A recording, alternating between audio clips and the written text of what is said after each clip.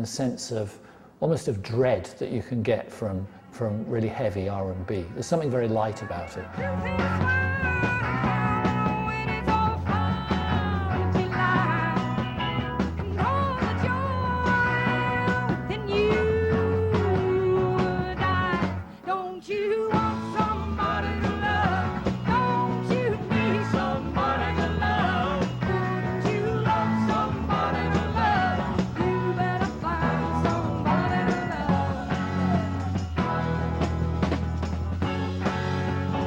Zappa's response, which often goes out from music as a social judgment, is that it's fraudulent, this whole scene.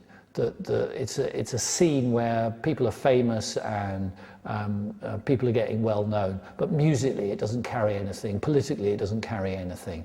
It's all going up a blind alley. Despite its attacks on the philosophies and music of the San Francisco hippie scene, the album was to be the Mothers of Invention's biggest commercial success so far, and was even well received by the very people it was attacking. I think they were laughing along with it. I think maybe Zappa underestimated hippies' sense of humor and abilities to mock themselves, because it was a fairly successful record. It got to number 30 in the charts with nothing resembling a hit single, probably not a whole lot of airplay. So I think the audience was maybe broader than Zappa had intended. One of the unique compositions on We're Only in It for the Money was the chrome-plated megaphone of Destiny. And this was a modern classical piece, very much influenced by Edgar Varèse, Stockhausen, Charles Ives. Tape manipulations, laughter, snorks, coughing. A lot of the pieces, a lot of the compositional techniques that he would use later were utilized in this piece here. It was a lot more advanced than Return of the Son of the Monster Magnet because it was a lot more structure to it.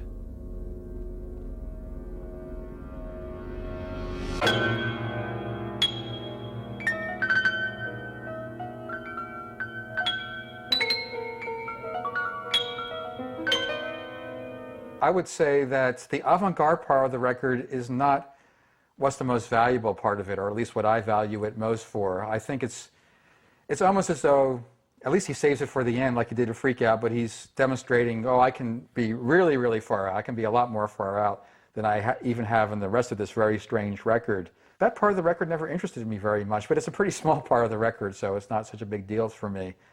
To complement the parody of the hippie scene on We're Only in It for the Money, Zappa required cover art that would be both eye-catching and memorable. Frank Zappa always wanted a cover which everybody would talk about, and he hadn't really got that yet. That's what he achieved with We're Only in It for the Money, where he'd met Cal Schenkel, who became his great graphic designer and his visualist, and he'd met Cal Schenkel, and Cal Schenkel arranged a photograph which was going to be a parody of the cover of the Beatles' Sgt. Pepper album. And they were in New York, and they actually found the printer who was printing Sgt. Pepper in the States so that they could get the exact right colors and so on. Originally, you know, all the mothers were dressed in drag, wearing very nice dresses, by the way. And Calvin had vegetables and all this stuff spelled out, you know, in the mothers, just like the Sgt. Pepper, a take on it, but more like a warped version of it. The people in the background were all like, like Bela Lugosi and the guy who shot Kennedy, and I mean, just like all of the worst type of people there were.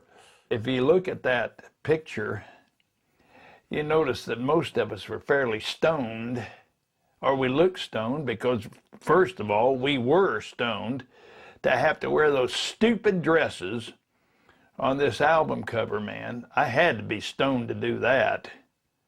Well, evidently, when Capitol Records got word that they were going to release this, they completely said no. And there was a point where Zappa actually asked Paul McCartney, look, you know, this is just a spoof on your album, you know, what's the problem? And McCartney said that, well, this sounds like it's a business matter and this needs to be discussed with the managers and the business people. And Frank, you know, well, you know, we're artists. Why, you know, we should be able to do it between us.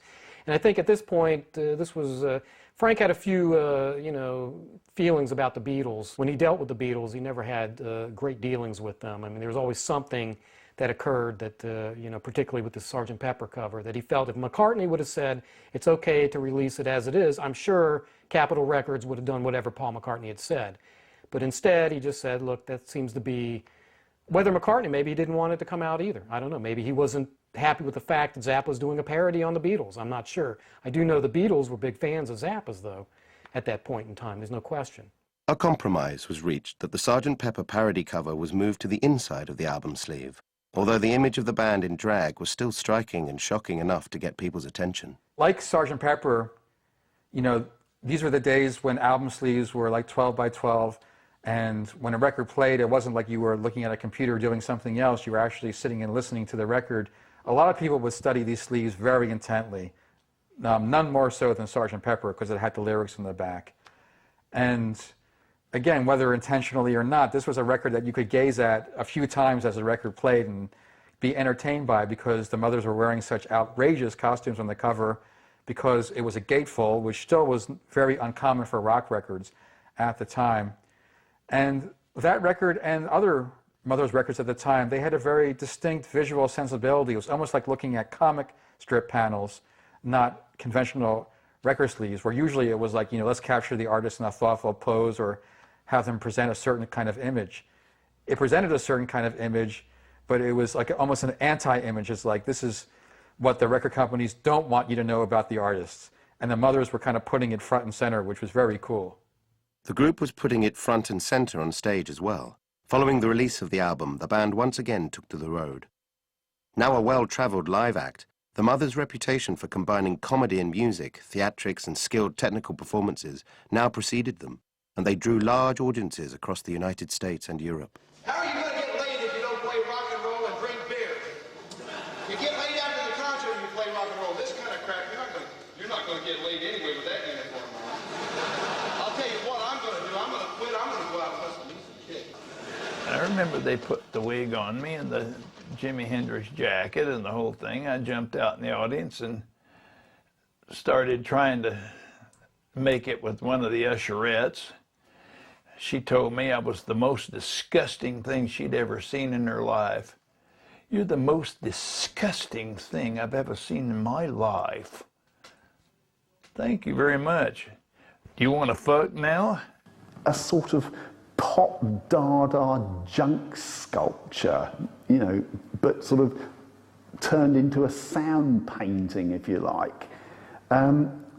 You know, there wasn't a fixed repertoire. There wasn't, you know...